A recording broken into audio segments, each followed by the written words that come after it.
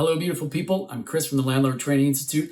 This week's video has got 5 tips that every single income property owner needs to learn. If you haven't already, subscribe and hit the bell below so you're notified each time we release a video like this one. The first one is you need to know your out. Now, what I mean by that is if you are buying a property to produce revenue, you need to figure out, how do I get my investment back? And will I still have that thing paying me every single month a little bit of cash flow, as well as paying down principal every single month? So one catchphrase acronym that gets thrown around a lot is BRRRR. BRRRR, maybe another R. It's buy, renovate, rent, refinance, and repeat. So maybe your out is refinancing that property, getting your initial investment back, and then using it somewhere else. That can be extremely profitable. It can help you grow your portfolio very quickly. Maybe your out is, I'm going to flip this property. So your out is actually a sale, but you need to define before you purchase the property how you are going to get your money back out of that.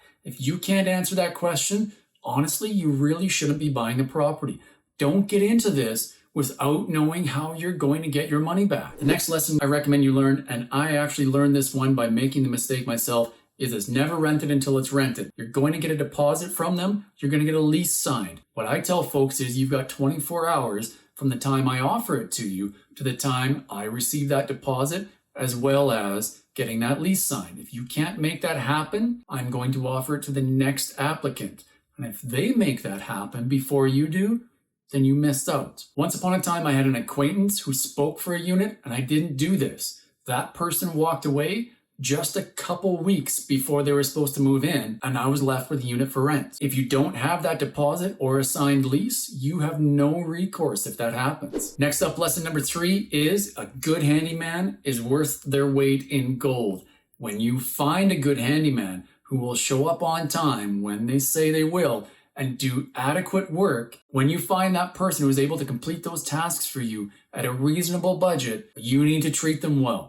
You need to pay them instantly. Don't make them wait weeks for you to pay them. If they're waiting to get paid by you, they're never going to answer the phone when you need them. And this is somebody who might answer the phone at 8 p.m. at night and whip over to a place and actually complete a task for you and save you hundreds of dollars versus phoning a trade to complete that very same task. You need to make sure that when you call them, they want to answer the phone. Next up, lesson number 4, always treat your contractors with respect. Again, I highly recommend that you pay them instantly. When you get an invoice from them, look it over, make sure it's accurate, and if it is accurate, pay them right now.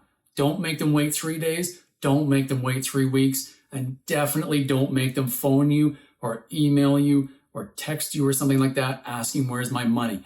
The day that that happens is the day that that contractor is done with you. Maybe you even go so far as to send them a thank you card after they completed a larger project for you. If they complete it on time and on budget, send them a $50 card or a $100 card or something. Something a little bit more personal that's shown that you've paid attention to what they were telling you is going to go a long way to building that relationship. Finally, the last lesson for today is a little bit more abstract, but something I encourage you to think about is consider whether or not this task, and that task might be purchasing your next income property, consider whether or not that is going to make your life easier. So does this lead towards your ultimate goal of higher income, but not tax your time to the point where it's just not worth it? That impact does not need to be immediate. So I'm not talking about evaluating whether or not this is going to send me to the beach next week with an umbrella drink. What I'm talking about is figure out your end game and evaluate, is this going to help get me there? If purchasing that property, you think it's going to be break even and you're not sure break even fits into your model right now, maybe you shouldn't be moving ahead with that.